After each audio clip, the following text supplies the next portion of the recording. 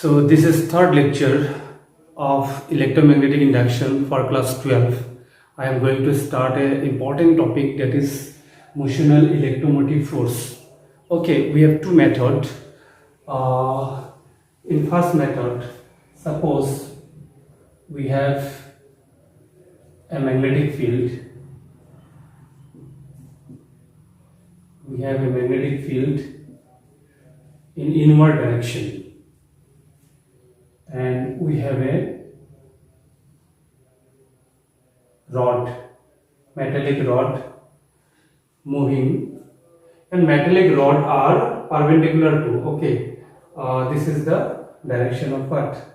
Magnetic field, and this is the alignment of the metallic rod, and which is moving in this direction. Okay, remember here magnetic field, length of the alignment of the metallic conductor and the movement of metallic rod are mutually perpendicular. अगर हम लोग ये जो metallic rod है, ये metallic rod जो है, metallic rod का अंदर क्या है? इलेक्ट्रॉन है. ओके, इलेक्ट्रॉन है. सो इलेक्ट्रॉन मान लेते हैं कि ये डायरेक्शन में मूव कर रहा है इलेक्ट्रॉन. तो इलेक्ट्रॉन जिस डायरेक्शन में मूव करता है उसका ऑपोजिट में हम लोग माना जाता है प्रोटॉन मूव करता है. ओके, सो अब देखो यहाँ पे चार्ज अगर मूव कर रहा है ये डायरेक्शन में, मान लेते हैं, ठीक है, ये डायरेक्शन में. अगर यहाँ पे ध्यान से सुनना, मैं वहाँ पे शायद एक बात क्लियर नहीं किया था. मान लेते कि ये डायरेक्शन में प्रोटॉन मूव कर रहा है, ये डायरेक्शन में चार्ज मूव कर रहा है, ये डायरेक्शन में मैग्नेटिक फील्ड है, तो ये डायरेक्शन में क्या होगा? फोर्स होगा, फोर्स. तो वो जो फोर्स होता है वो पॉजिटिव चार्ज का ऊपर होता है, ठीक है, पॉजिटिव चार्ज माना जाता है. जो फॉर्मूला हम लोग लिया था ना, वो पॉजिटिव चार्ज का ऊपर फोर्स होता है, ठीक है, पॉजिटिव चार्ज. और पॉजिटिव चार्ज का डायरेक्शन में करंट, पॉजिटिव चार्ज जिस डायरेक्शन में मूव करता है हम लोग मान लेते हैं उस डायरेक्शन में करंट भी फ्लो होता है, ठीक है. तो वो चीज़ वो आप बैक में जाके थोड़ा क्लियर कर लेना. तो दिस इज द मूवमेंट, मान लेते हैं ये मूवमेंट ऑफ आपका क्या है? चार्ज है, इलेक्ट्रॉन है, सॉरी प्रोटॉन है, पॉजिटिव चार्ज है. तो ये मैग्नेटिक फील्ड है, तो ऊपर का डायरेक्शन में क्या होगा? फोर्स होगा, ठीक है. ऊपर का डायरेक्शन में अगर फोर्स होगा, किसका फोर्स होगा आपको? पॉजिटिव चार्ज का ऊपर. तो यहाँ पे आके थोड़ा देर बाद में, आफ्टर सम टाइम, थोड़ा सा यहाँ पे पॉजिटिव चार्ज एक्यूमुलेट होगा. तो ऊपर का डायरेक्शन में अगर पॉजिटिव चार्ज का ऊपर फोर्स है, तो नीचे का डायरेक्शन में किसका ऊपर फोर्स होगा? नेगेटिव चार्ज का ऊपर फोर्स होगा. यानी मैग्नेटिक फोर्स यहाँ पे मैंने इलेक्ट्रॉन का ऊपर कंसिडर करूंगा. ये हो गया मैग्नेटिक फोर्स Fm, और मैग्नेटिक फोर्स का वैसे यहाँ पे इलेक्ट्रॉन क्या होगा? एक्यूमुलेट होगा. तो थोड़ा देर बाद, आफ्टर सम टाइम, ये एक बैटरी की तरह बिहेव होगा. This will behave like a battery. ये पॉजिटिव चार्ज यहाँ पे एक्यूमुलेट हुआ है, ये नेगेटिव चार्ज एक्यूमुलेट हुआ है. तो एक इलेक्ट्रिक फील्ड जनरेट होगा यहाँ पे. इलेक्ट्रिक फील्ड का डायरेक्शन हमेशा क्या होता है? पॉजिटिव टू क्या होता है? Negative. This is the direction of electric field. Okay, और अब याद रखना, इलेक्ट्रिक फील्ड का डायरेक्शन में, मतलब इलेक्ट्रिक फील्ड का डायरेक्शन जो है उस डायरेक्शन में पॉजिटिव का ऊपर फोर्स लगता है. याद है ना, अगर इलेक्ट्रिक फील्ड में अगर पॉजिटिव चार्ज रखते हैं तो फील्ड का डायरेक्शन में मूवमेंट होता है, और नेगेटिव चार्ज रखने से उसका ऑपोजिट में फोर्स लगता है. तो इसका मतलब यहाँ पे इलेक्ट्रॉन का ऊपर जो फोर्स लगेगा उसका it will exert in this direction. ये इलेक्ट्रिक फोर्स, ठीक है. स्टार्टिंग में जो इलेक्ट्रिक फोर्स होगा कम होगा, क्योंकि यहाँ पे पॉजिटिव चार्ज एक्यूमुलेशन कम होगा, नेगेटिव भी कम होगा, ठीक है. तो इलेक्ट्रिक फील्ड का वैल्यू भी क्या होगा? कम होगा. इलेक्ट्रिक फील्ड का वैल्यू भी कम होगा. लेकिन धीरे धीरे यहाँ पे चार्ज ज्यादा एक्यूमुलेट होगा, यहाँ पे नेगेटिव भी उतना एक्यूमुलेट होगा. इलेक्ट्रिक फील्ड का वैल्यू बहुत ज्यादा होगा, तो इलेक्ट्रिक फोर्स भी ज्यादा होगा. तो एक टाइम का बाद आपको यहाँ पे इलेक्ट्रिक फोर्स का वैल्यू एंड मैग्नेटिक फोर्स का वैल्यू क्या होगा? सेम होगा. इलेक्ट्रिक फोर्स का वैल्यू और मैग्नेटिक फोर्स का वैल्यू क्या होगा? सेम होगा. तो हाँ, यहाँ पे थोड़ा आपको कंफ्यूजन हो रहा होगा, इलेक्ट्रॉन के ऊपर इस डायरेक्शन में फोर्स क्यों लग रहा है. हम लोग जब वहाँ पे चार्ज मानता था ना, चार्ज चार्ज का वैल्यू मानता था, इसीलिए ये कन्फ्यूजन हो सकता है, लेकिन अब क्लियरली जब सीखोगे ना प्रॉब्लम नहीं होगा। सो ये वैल्यू कितना है, इलेक्ट्रिक फोर्स का वैल्यू कितना है, E इंटू कैपिटल E, एक इलेक्ट्रॉन के ऊपर। मैग्नेटिक फोर्स कितना था, मैग्नेटिक फोर्स था आपका E क्यू वी बी ना, E वी बी हो जाएगा यहाँ पे, E v b. So E से ये कैंसिल हो जाएगा, so electric field will be v b at equilibrium condition, मतलब जब मैग्नेटिक फोर्स और इलेक्ट्रिक फोर्स सेम हो जाएगा, सेम हो जाएगा। और हम लोग को पता है कि वोल्टेज डिफरेंस कितना होगा, वोल्टेज डिफरेंस होगा आपका delta p is equal to e into l. यहाँ पे एल हो गया ये लेंथ का डिस्टेंस, सो ई का वैल्यू कितना है वी बी एल। इसका मतलब यहाँ पे जो ईएमएफ प्रोड्यूस होगा ये जो मेटेलिक रॉड का ऊपर वो होगा वी बी एल। ये डायरेक्शन बोर्ड में आता है। मतलब एक मैग्नेटिक फील्ड में, मैग्नेटिक फील्ड का अगर परपेंडिकुलर डायरेक्शन में एक मेटेलिक रॉड अगर मूव करता है तो वो metallic rod behave as a, this metallic rod behave as a what, battery.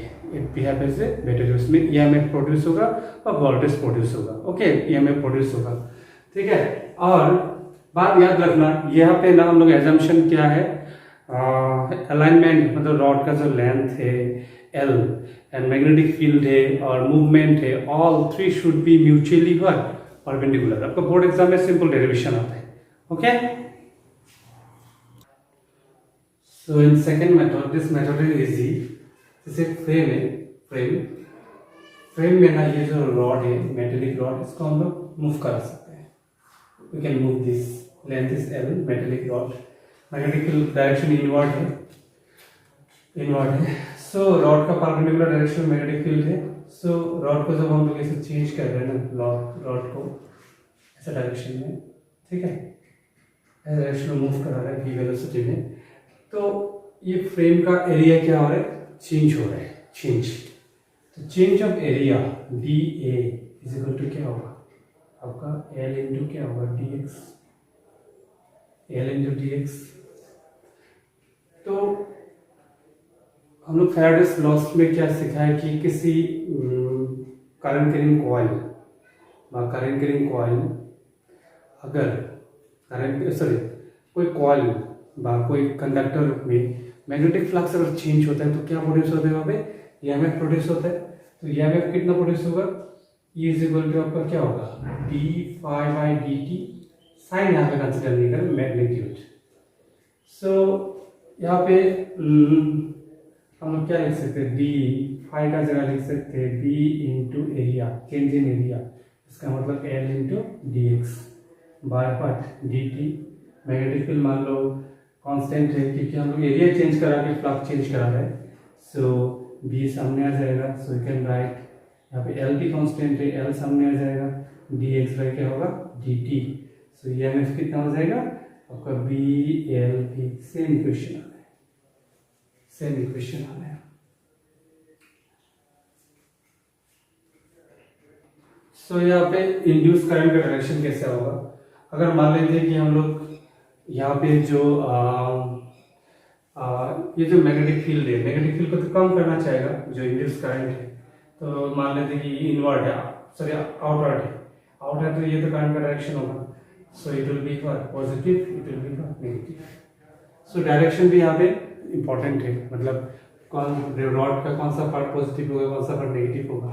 Okay, इसमें आपका बोर्ड में डेरिवेशन आएगा, लेकिन एंट्रेंस में जो न्यूमेरिकल है, एंट्रेंस में न्यूमेरिकल बोर्ड में भी न्यूमेरिकल आ सकता है, लेकिन बोर्ड में जो न्यूमेरिकल आता है बहुत सिंपल क्वेश्चन आता है। मैं क्वेश्चन कराता हूँ। सो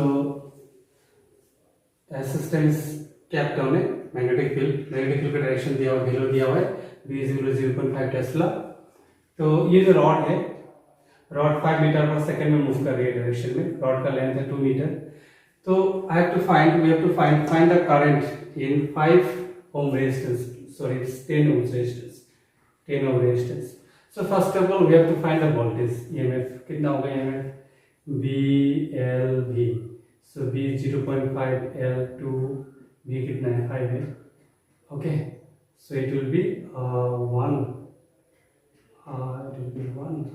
into 5 इट मीन्स 5 वोल्ट.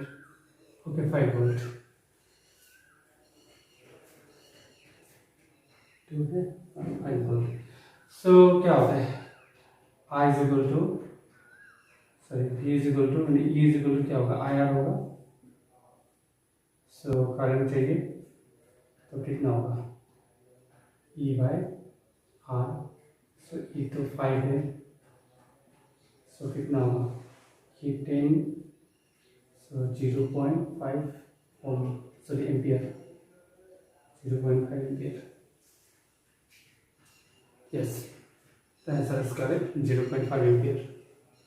समझ में आया ना. इम्पोर्टेंट है मतलब इसका ना इक्विवेलेंट सर्किट अगर बनाते हैं ना ये होगा आपका ये रेजिस्टेंस है ये बैटरी है ये प्लस होगा ये माइनस होगा. ये कितना वोल्ट मिला हम लोग को 5 वोल्ट मिला और ये रेजिस्टेंस कितना है 10 ओम है. तो यहाँ से करंट कितना जाएगा करंट हमेशा पॉजिटिव टू निगेटिव जाता है. ऐसा आएगा इलेक्ट्रॉन उल्टा में जाता है.